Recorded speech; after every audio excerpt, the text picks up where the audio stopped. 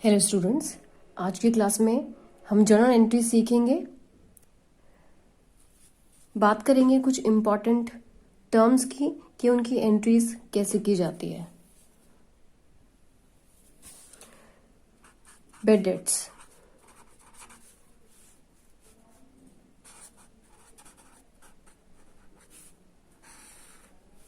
Bad debts की entry कैसे होती है? बेड डेट्स, जैसे आप जानते हो कि बेड डेट्स वो अमाउंट होता है जो हमें डेटर से मिलने वाला नहीं है।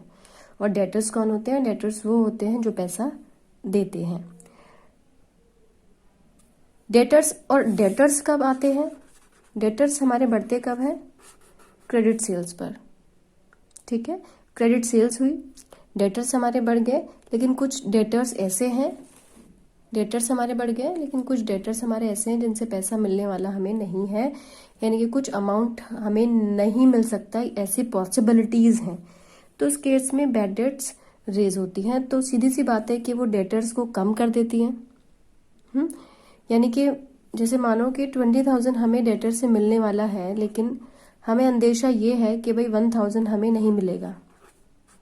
ठीक है, तो इस केस में जो ये अमाउंट है वो क्या है? बैड डेट्स है। तो बैड डेट्स है, तो अब कितना मिलेगा? कितना मिलने के चांस है? सीधी सी बात है 19,000। तो इसने क्या किया? बैड डेट्स ने डेटर्स को कम कर दिया, यही किया ना। तो एंट्री में भी हमें यही शो करना है। कैसे शो करेंगे इसको? हम ऐसे दिखाएंगे, bad debts account debit to debtors account. ठीक है, bad debts account debit to debtors. तो डेटर्स यहाँ पे क्या हो गए? हमारे कम हो गए। डेटर्स बढ़ते हैं डेबिट होने पे, डेटर्स बढ़ते हैं हमारे डेबिट होने पे। ठीक है, तो सीधी सी बात है क्रेडिट होने पे घट जाएंगे, तो यहाँ पे हमारे कम हो गए डेटर्स। और बैड डेट्स को हमने क्या किया? डेबिट किया। अच्छा, बैड डेट्स को हमने डेबिट क्यों किया? इसलिए हमने डेबिट किया बिकॉज जो यहाँ पे रूल अप्लाई हो रहा है वो ये हो रहा है कि सभी खर्चों को और नुकसान को आपको डेबिट करना है। Debit all expenses and losses. तो ये लॉस है फर्म के लिए, तो इस केस में हमने बैड डेट्स को डेबिट किया और यहाँ पे हमने डेटर्स को कम कर दिया। ठीक है, क्योंकि डेटर्स डेबिट होने पे बढ़ते हैं तो क्रेडिट होने पे घटेंगे, तो ये कम हुआ और बैड डेट्स हमारी रेज हो गई हैं। ठीक है, आई बात समझ में? तो this is the concept of bad debts. Next point is bad debts recovered. इसका क्या मतलब है? इसका मतलब ये है कि बैड डेट्स जो हमने कहा था अभी, बैड डेट्स हमारी हो जाएंगी, इतना पैसा हमें नहीं मिलेगा, लेकिन वो पैसा हमें मिल गया। ठीक है, जैसे यहाँ पे हमने क्या माना कि 1,000 रुपये हमारे बैड डेट्स में चले गए, लेकिन 1,000 रुपये हमें वापस मिल गए हैं। ठीक है, यानी कि डेटर ने हमें 1,000 रुपये हमें दे दिए, तो उसको हम बैड डेट्स रिकवर्ड अकाउंट में डाल देते हैं। ठीक है, तो इस केस में अगर हम एंट्री को समझें तो एक तो यहाँ पे हमें या तो कैश मिल सकता है या फिर वो चेक दे सकता है। ठीक है, कैश अकाउंट या बैंक अकाउंट को आप इस केस में डेबिट करोगे। ठीक है, to bad debts recovered. Bad debts recovered account. तो यहां पे हमने क्या किया? कैश को डेबिट किया। कैश आएगा तो आप डेबिट करोगे, बैंक बढ़ेगा तो आप उसको डेबिट करोगे, डेबिट द रिसीवर। यहाँ पे डेबिट व्हाट कम्स इन का रूल अप्लाई होता है कैश में। ठीक है, तो कैश और बैंक को आपको डेबिट करना है अगर बैड डेट्स आपको मिल गई हैं। ठीक है, तो ये पैसा कभी भी मिल सकता है, कभी भी मिल गया तो एक तरीके से फर्म के लिए, फर्म ने तो इसको नुकसान मान ही लिया था, लेकिन अब एक तरीके से फायदा हो गया है, तो बैड डेट्स रिकवर्ड अकाउंट में हम इसको ट्रांसफर कर देते हैं। ठीक है, तो इस केस में बैड डेट्स रिकवर की एंट्री आपकी होती है कैश अकाउंट डेबिट, या बैंक चेक मिल रहा है तो bank account debit to bad debts recovered. ठीक है,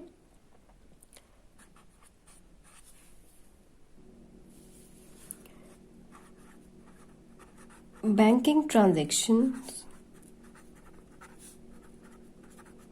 की एंट्री कैसे होगी? बैंक की कोई ट्रांजैक्शन होती है तो उसकी एंट्री कैसे होगी? बैंक, अगर बैंक बढ़ेगा तो डेबिट होगा, बैंक घटेगा तो क्रेडिट होगा, ये बात आपको याद रखनी पड़ेगी। तो बैंक अकाउंट, जैसे मानो कि हमें हमारी सेल्स हुई है, ठीक है, तो सेल्स हमारी कैश हुई है, तो आप एंट्री क्या देते हो, bank account debit to sales, ये देते हो। अगर हमें चेक मिला है तो बैंक टू सेल्स, तो इस केस में हमने क्या किया, बैंक को डेबिट किया, सेल को क्या किया, क्रेडिट किया, ठीक है। तो बैंक बढ़ेगा तो डेबिट होगा, बैंक अगर घटेगा तो क्रेडिट होगा, ठीक है। First entry, bank, if bank raises, अगर बैंक बढ़ेगा तो उस केस में आपको बैंक अकाउंट डेबिट करना होगा। ट्रांजैक्शन चाहे कोई भी हो, यहाँ पे हमने सेल्स ले लिया है, ठीक है। और अगर घटेगा, जैसे मानो कि इसका जस्ट उल्टा कि हमने परचेजेस किया है, तो purchases account debit to bank, ठीक है। तो सेल्स करेंगे तो पैसा आएगा, परचेजेस करेंगे तो पैसा जाएगा, है ना। तो purchases account debit to bank, इस तरीके से इसकी एंट्री होगी, ठीक है।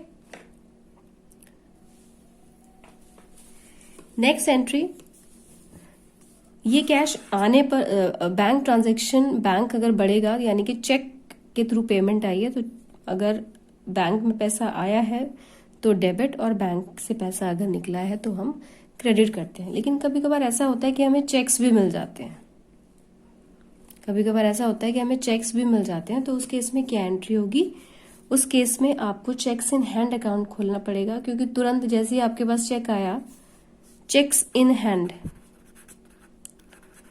चेक्स इन हैंड, तो चेक्स इन हैंड की एंट्री क्या होती है, चेक्स इन हैंड की एंट्री दो पार्ट में आपको करनी पड़ेगी।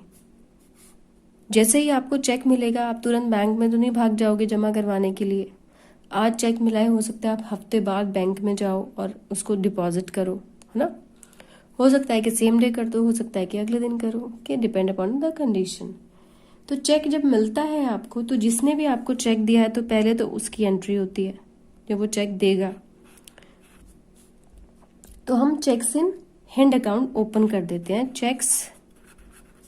Checks in hand account debit, और जिसने भी दिया है, जिस भी पार्टी ने दिया है, जैसे हम नाम ले लेते हैं यहाँ पे रिचा एंटरप्राइजेस, चेक हमें मिला, cheques in hand account debit to Richa enterprises. तो सिर्फ चेक मिला है, आपने बैंक में डिपॉजिट नहीं किया अभी। अब होगा बैंक में डिपॉजिट, जब आप इसको बैंक में डालोगे तो हम क्या एंट्री करेंगे, बैंक बढ़ेगा, क्या बताया मैंने, बैंक जब भी बढ़ेगा तो डेबिट होगा, तो bank account debit to cheques in hand account आपको क्रेडिट करना पड़ेगा। और इस केस में यहाँ डेबिट और यहाँ क्रेडिट, ये अकाउंट अब खत्म हो गया, ठीक है। तो दो एंट्री में आपको यहाँ पे बाइफर्केशन करना पड़ेगा कि जब चेक आया, क्वेश्चन में गिवन रहेगा आपको, सेम डे अगर जमा हो गया है तो कोई दिक्कत नहीं है, तो आपको बैंक को तो डेबिट करना है, रिचा एंटरप्राइजेस को क्रेडिट कर देना है, ठीक है। लेकिन सेम डे नहीं हो रहा है जमा, आपको चेक्स मिल गए हैं, आपने जमा नहीं किए हैं, तो उस केस में चेक्स इन हैंड अकाउंट आपको ओपन करना है। Cheques in hand account debit to Richa enterprises, या फिर जिसने भी चेक हमें दिया है, और जो देता है उसको क्या करते हैं, क्रेडिट करते हैं। क्यों करते हैं, because the rule says debit the receiver credit the giver. तो रिचा ने दिया इसलिए हमने रिचा को क्या किया, क्रेडिट किया। तो cheques in hand account debit to Richa, और फिर इसी को ही हमने बैंक में डाल दिया, तो bank account debit to cheques in hand account, ठीक है। Is it clear now? Next point is goods given as charity और डोनेशन। तो आप जिस भी बिजनेस का डील करते हो, जिस बिजनेस में भी आप डील करते हो, उसका जो भी आप परचेजेस करते हो सकता है कि आप मानो आपका बैग्स का बिजनेस है, आपने बैग डोनेट कर दिए, ठीक है। जैसे आप कोरोना वायरस में जो मास्क बनाने वाली कंपनियां थी, उन्होंने मास्क भी डोनेट किए हैं, ठीक है। तो ये डोनेशन है, एक तरीके से आप ये खर्चा ही है, एक तरीके से लॉस कह सकते हो उसको। तो उन्होंने क्या किया, मनी डोनेट नहीं की, अपनी क्या डोनेट कर दी, अपनी अपनी खुद की गुड्स या परचेजेस उन्होंने डोनेट कर दी है, तो उस केस में हमारी परचेजेस कम हुई है। ठीक है, तो एंट्री क्या बननी चाहिए, चैरिटी या डोनेशन अकाउंट आपका होगा यहाँ डेबिट। ठीक है, और कैश तो हमारा कम हुआ नहीं, परचेजेस हमारी कम हुई है, तो उस केस में आपको परचेजेस अकाउंट को क्रेडिट करना होगा। ठीक है, तो चैरिटी या donation account debit to purchases, ये एंट्री इस केस में होगी आपकी। इसमें और भी केसेस हो सकते हैं, हो सकता है कि आपने डोनेशन आपने क्या किया हो, सैंपल्स भी बेचे हों, distribution of goods as a samples.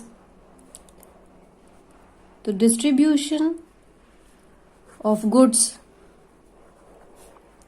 As a samples अगर आपने बेचे हैं, बेचे नहीं, अगर आपने दिए हैं, भाई नए नए प्रमोशन जब आप अपने प्रोडक्ट का करते हो तो कुछ चीज़ें आपको फ्री में भी देनी पड़ती हैं, है ना, तो वो भी कंपनी के लॉस है और उसको हम एडवर्टीजमेंट एक्सपेंस में या सैंपल्स अकाउंट में डाल देते हैं, और उस केस में हमारी एंट्री होगी एडवर्टीजमेंट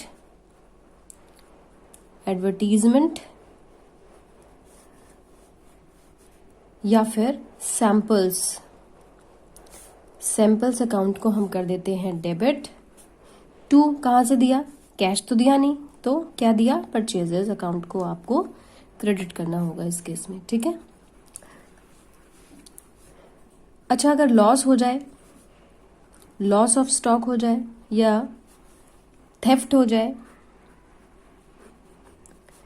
या फायर हो जाए, ये तीनों ही लॉस हैं, फिर चाहे वो लॉस ऑफ स्टॉक हो, थेफ्ट हो, लॉस ऑफ स्टॉक कैसे हो, थेफ्ट हो या फायर हो, किसी भी तरीके से आपका गुड्स का अगर नुकसान हो रहा है तो उस चीज को आपको डेबिट करना पड़ेगा और परचेजेस को कम करना पड़ेगा। ठीक है, यानी कि परचेजेस आपकी कम हो गई हैं, तो किसी भी तरीके से अगर आपकी परचेजेस कम होती हैं, जैसे लॉस बाय फायर ले लूं या लॉस बाय थेफ्ट ले लूं, तो उसको हमें करना पड़ेगा डेबिट, ये अकाउंट हमें खोलना पड़ेगा, डेबिट टू परचेजेस। तो तीनों केसेस में अगर हम देखें तो इस केस में हमने क्रेडिट किया है परचेजेस को। ठीक है, क्रेडिट हमने किस चीज को किया है, इसमें परचेजेस को हमने क्रेडिट किया है, परचेजेस को हमने क्रेडिट किया है यहाँ पे, और जो भी खर्चा है फिर चाहे वो डोनेशन हो या सैंपल्स हो या थेफ्ट हो या फायर हो, सबको हमने डेबिट किया है। तो ये है जनरल एंट्रीज आपकी, परचेजेस अगर कम हो जाती हैं किसी भी तरीके से तो आपको क्या करना है, क्रेडिट करना है। ठीक है, अच्छा और भी परचेजेस कम हो सकती हैं, किस तरीके से परचेजेस कम हो सकती हैं भाई, कम हो सकती हैं आपकी ड्राइंग से। ड्राइंग्स क्या है, पर्सनल यूज के लिए, आप पर्सनल यूज के लिए फर्म में से जब कैश निकाला जाता है तो उसको ड्राइंग कहते हैं, ये पढ़ा है आपने, लेकिन पर्सनल यूज के लिए गुड्स भी निकाल सकते हैं। ठीक है, पर्सनल यूज के लिए मैंने मास्क ले लिए, पर्सनल यूज के लिए मैंने बैग में मेरी डीलिंग है तो मैंने बैग्स ले लिए, फर्नीचर है तो मैंने फर्नीचर ले लिया। ठीक है, तो उस केस में भी परचेजेस क्या हो जाती हैं, कम हो जाती हैं उस केस में भी। तो आपकी क्या एंट्री होगी, अगर गुड्स अगर ले लेते हैं तो प्रोपराइटर, तो उस केस में हमारी एंट्री होगी ड्राइंग्स हमेशा डेबिट होती हैं, डेबिट टू परचेजेस। ठीक है, यहां पे आएगा हमारा परचेजेस अकाउंट। अच्छा, इस केस में अगर कैश निकाला जाए, अगर कैश विड्रॉल है as a drawing, cash withdrawal as drawing अगर है आपका, तो उस केस में क्या एंट्री होगी आपकी, कैश निकाला है, परचेजेस नहीं निकाला, तो यहां पे एंट्री होगी आपकी drawing account debit to cash. अगर कैश निकाला है तो यहाँ पे कैश आएगा।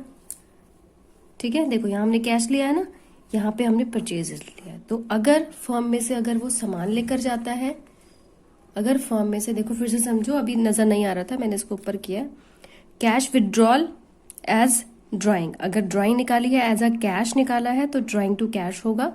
अगर परचेजेस निकाली है फर्म का फर्म ने जो परचेजेस किया है वो उसने निकाली है, फर्म का स्टॉक भी ले हो सकता है, रॉ मटेरियल हो सकता है, कुछ भी हो सकता है, तो आप उसको परचेजेस क्रेडिट करना पड़ेगा। ठीक है, तो यहाँ पे ये एंट्री होगी, यहाँ पे ये एंट्री होगी। नेक्स्ट एंट्री देखते हैं, परचेज और सेल ऑफ एसेट्स। अगर आपने एसेट की सेल या परचेज की है तो उस केस में क्या एंट्री होगी?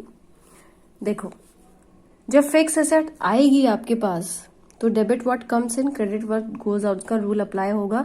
तो फिक्स एसेट चाहे जो भी हो, यहाँ पे हम फर्नीचर लेकर चलते हैं। जैसे मानो कि हमने फर्नीचर लिया, फर्नीचर अकाउंट को करेंगे डेबिट टू बैंक। आपने चेक के थ्रू पेमेंट किया तो ठीक है। और अगर आप बेचोगे तो उस केस में क्या होगा? तो ये है तो एंट्री आपकी खरीदने की। और सेल की एंट्री क्या होगी? तो सेल की एंट्री अगर हम देखें तो इसका जस्ट अपोजिट हो जाएगा कि भाई आप सेल करोगे तो पैसा आएगा ना आपके पास, तो बैंक अकाउंट डेबिट होगा और टू आपकी जो एसेट है वो चले जाएगी। ठीक है, पैसा आया, बैंक अकाउंट को हमने डेबिट किया, फर्नीचर चला गया, क्रेडिट व्हाट गोज आउट का रूल अप्लाई हुआ, फर्नीचर चला गया। ठीक है, तो ये एंट्री है सेल की और ये है आपकी परचेज की एंट्री।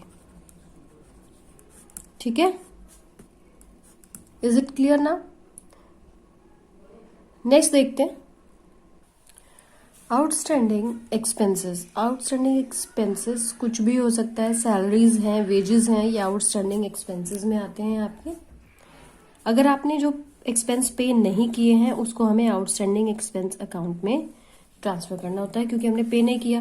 देखो, अगर हम यहाँ पे करते हैं, अगर हम यहाँ पे करते हैं तो हम क्या लिखेंगे? Wages account debit to bank या फिर टू कैश, ये एंट्री हो जाएगी।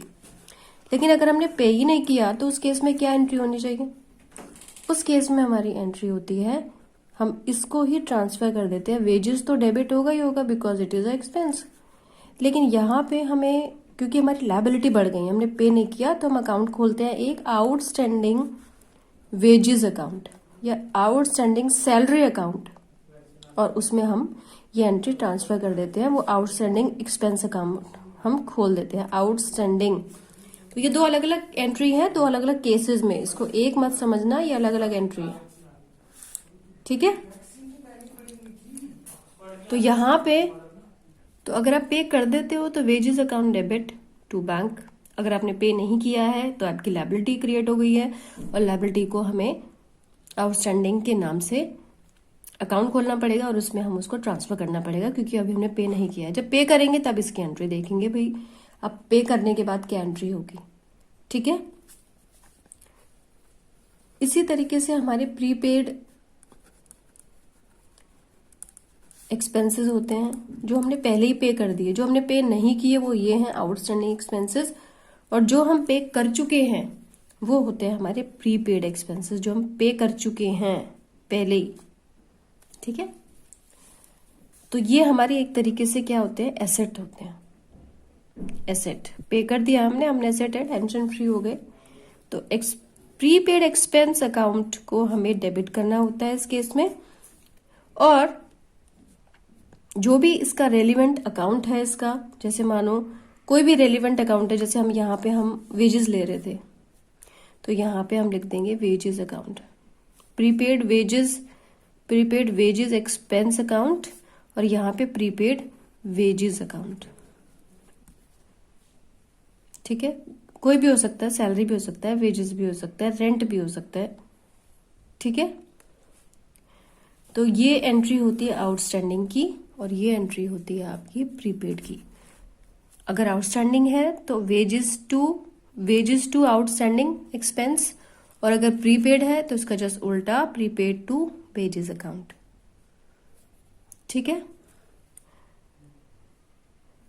Next entry depreciation. डेप्रिसिएशन की एंट्री क्या होती है? डेप्रिसिएशन होता क्या है? डेप्रिसिएशन एक तरीके से लॉस समझ सकते हो आप इसको। जो वैल्यू दिन ब दिन किसी भी एसेट की घटती है तो उसको हम डेप्रिसिएशन का नाम देते हैं। तो डेप्रिसिएशन में होता क्या है, वैल्यू घटती है किसकी, हमारी किसी भी एसेट की, ठीक है। तो किसी भी एसेट की वैल्यू जब घटेगी तो उसको हम, जब एसेट बढ़ती है तो हमने यहाँ पे देखा एसेट बढ़ी थी तो फर्नीचर डेबिट हुआ था, तो एसेट अगर घटेगी तो क्या होगा, क्रेडिट होगा, ठीक है। तो यहाँ पे हम क्या करते हैं, डेप्रिसिएशन एक अकाउंट खोलते हैं और डेप्रिसिएशन लॉस होता है इसलिए हम इसको डेबिट करते हैं, ठीक है। Because the rule says debit all expenses and losses, ठीक है। और फर्नीचर को हम क्या कर देते हैं, फर्नीचर है आपकी कोई भी एसेट है, यहाँ पे मैं फर्नीचर का एग्जाम्पल ले रही हूँ, तो depreciation account debit to furniture, ये एंट्री होती है डेप्रिसिएशन की। और जो भी अमाउंट है 10%, 20%, जो भी अमाउंट है वो यहाँ पे आता है, ठीक है। आई बात समझ में। Move to next entry, interest on capital. क्योंकि हम कहते हैं कि भाई प्रोप्राइटर फर्म से एक अलग चीज है और फर्म और प्रोप्राइटर अलग अलग होते हैं, इसलिए प्रोप्राइटर ने जितना भी पैसा लगाया है उस पर उसको इंटरेस्ट दिया जाएगा, उसको हम कहते हैं इंटरेस्ट ऑन कैपिटल, ठीक है। तो फर्म के पॉइंट ऑफ व्यू से देखा जाए तो फर्म के पॉइंट ऑफ व्यू से ये एक तरीके से क्या है, लॉस है इंटरेस्ट ऑन कैपिटल, क्योंकि इंटरेस्ट ऑन कैपिटल देना पड़ेगा, जो भी पैसा लगाया है प्रोप्राइटर ने फर्म में, उस केस में इंटरेस्ट ऑन कैपिटल प्रोप्राइटर को देना होता है। कौन देता है, फर्म देगी। हालांकि दोनों सेम है, लेकिन जो फर्म है वो क्या देगी, इंटरेस्ट ऑन कैपिटल देगी प्रोप्राइटर को। तो फर्म की पॉइंट ऑफ व्यू से सोचा जाए तो ये लॉस है, इसलिए हम इसको क्या करते हैं, डेबिट करते हैं।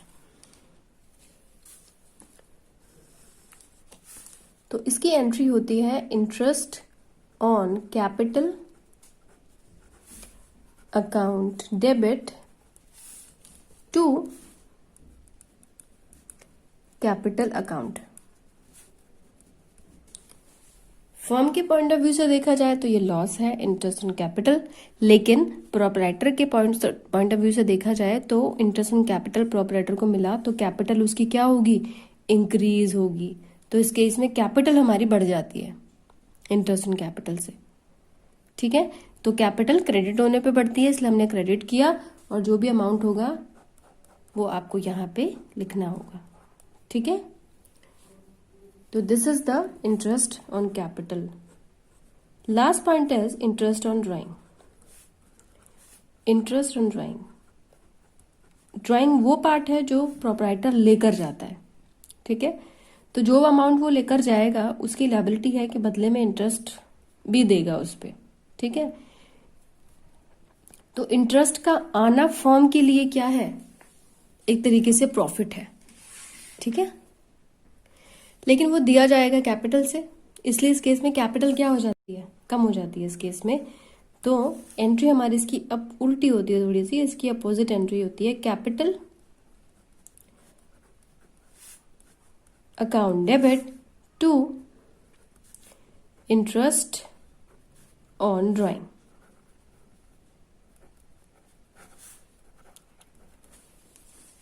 तो इस केस में ये एंट्री होगी। अब ये एंट्री क्यों हुई, फिर से समझो। कैपिटल में से ही इंटरेस्ट ऑन ड्राइंग देगा प्रोप्राइटर, अलग से कहां से देगा वो इसीलिए कैपिटल अकाउंट को डेबिट किया जाता है। और इंटरेस्ट ऑन कैपिटल क्योंकि फर्म में आ रहा है, इसलिए फर्म की क्या है, वो इनकम है, और हम सब इनकम को और गेन्स को क्या करते हैं, क्रेडिट करते हैं, ठीक है। Credit all incomes and gains, तो इंटरेस्ट ऑन ड्राइंग को हमने क्या किया, क्रेडिट किया, ठीक है। लेकिन कैपिटल क्योंकि इससे कम हो जाएगी, क्योंकि इसी कैपिटल में से इंटरेस्ट ऑन ड्राइंग दिया जाएगा, इसलिए कैपिटल को हमने यहाँ डेबिट किया, ठीक है। इसका जस्ट उल्टा इंटरेस्ट ऑन कैपिटल है। इंटरेस्ट ऑन कैपिटल फर्म को देना होता है प्रोप्राइटर को, इसलिए फर्म के लिए लॉस है। और कैपिटल में क्योंकि हम उसको ऐड करते हैं, कैपिटल उससे बढ़ जाती है प्रोप्राइटर की, इसलिए हम कैपिटल को क्रेडिट किया। क्रेडिट होने से कैपिटल बढ़ती है, ठीक है। ये क्लियर है। तो ये हमारी सारी एंट्रीज थी जो आपकी जनरल एंट्रीज में यूज होंगे। ये एंट्रीज ही आपके क्वेश्चंस में आती हैं, ठीक है। आप इन एंट्रीज को अच्छे से थॉरो कीजिए, कॉन्सेप्ट वाइज समझने की कोशिश कीजिए। नेक्स्ट क्लास में हम देखेंगे full and complete question on journal entry. Thank you very much.